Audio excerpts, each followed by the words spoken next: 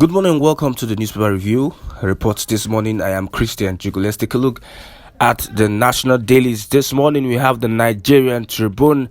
The main headline: U.S. Secretary of State Tinubu in 20-minute phone call. Atiku expresses disbelief.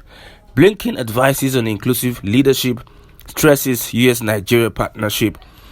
We have Labour Party crisis, mob attacks Apapa at PEPC premises. INEC only released 30% election document for inspection. That's from the Labour Party Council. Sunday Mbang, former Methodist prelate, dies at 86. We have above the masthead Federal Executive Council okays $4.7 billion port development in Ondo, Lagos and Delta. Over to this day newspaper, we have the main headline: NESG, Dangote refinery will create $21 billion market for Nigerian crude oil. Above the masthead, in honor by broadcasting peers, Arise News Channel wins TV Station of the Year. U.S. Secretary of State calls Tinubu, taxed him on inclusive leadership. We have below the paper, Buhari Emmanuel mourn Methodist Church prelate Emeritus Mbang, and also Blinken attack on U.S. convoy in Anambra may not have been pre-targeted at our mission. Over to the Guardian newspaper, we have battle in state as 18 ministers lobby Tinubu to retain portfolio. That is the main headline. And doctor strike ground activities at National Hospital. Atiku in disbelief as U.S. Secretary calls Tinubu, pledges support for incoming government as hoodlums take over failed Oshodi Mushin Link Road.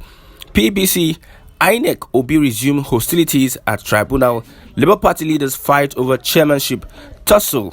Over to the Daily Independent, fear of impeachment. Reps kick as Bojabiamila adjourns plenary indefinitely. Above the masthead, resident doctor strike. We've started negotiations, says federal government. And also the rising debt stock. Governors worried Nigeria may go under. Labour Party supporters mob factional chairman Apapa in court. That is at the center stage of the paper. INEC refuses to provide 70% of electoral document. That's Obi speaking in response to that. Federal government takes possession of second Niger bridge May 20th. And also presidential election, in disbelief. Blinken called Tinubu. That is from Atiku. Over to the Nation newspaper. Main headline: expect institutional reforms. Tinubu promises Nigerians. U.S. Secretary of State calls President-elect on phone. Keyamo chides fuming Atiku for criticizing Blinken's actions. Above the masthead on doctor strike, hospitals paralyzed in Lagos, Abuja, Calabar, others, Ondo, Yobe, Osun yet to join patients for evacuation. You have ex-Methodist prelate Mbang dies at 86. Akeredolu, Borough Alasha Dura PDP agent. We have below the paper, INEC will be unwilling to pay exhibits certification fee as Labour Party faction chair Apapa beaten up after clash with Abure Group in court. And also EFCC writes outgoing governors. Matawale beam searchlight on federal government and agencies. Now the Daily Trust newspaper, we have federal government to replace striking doctors with ad hoc staff. Demands must be met. Patients grown, activities grounded in hospitals. Below the masthead, we have we got jobs while serving. Pioneer Corp members confess. And also Trust TV beats channels. Politics Today, Arise morning show at BON Awards. Now still at the center of the paper, Northwest deserves Senate presidency. This is a campaign going on for some time. This is from His Excellency Alhaji Abdulaziz Yari, former governor, Zamfara State, and Senator-elect Zamfara West, and aspirant for the Senate presidency. We have the Punch newspaper. PDP Labour Party kick as U.S. Secretary of State calls Tinubu. U.S. promises continued comprehensive security and economic cooperation.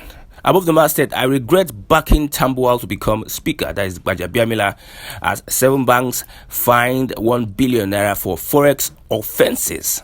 Matawale urges EFCC to probe presidency officials and ministers. Confusion as Labour Party factions clash at tribunal. That is below the paper. And also, U.S. demands justice for slain consulate officials.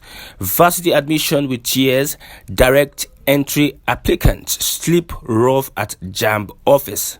Over to the Vanguard newspaper, we have presidential poll drama as Labour Party factions clash at tribunal. Above the masthead, Saint Obi failed marriage led to his death. That's Zeb Ejiro, as Blinken calls Tinubu pledges to strengthen U.S.-Nigeria relations.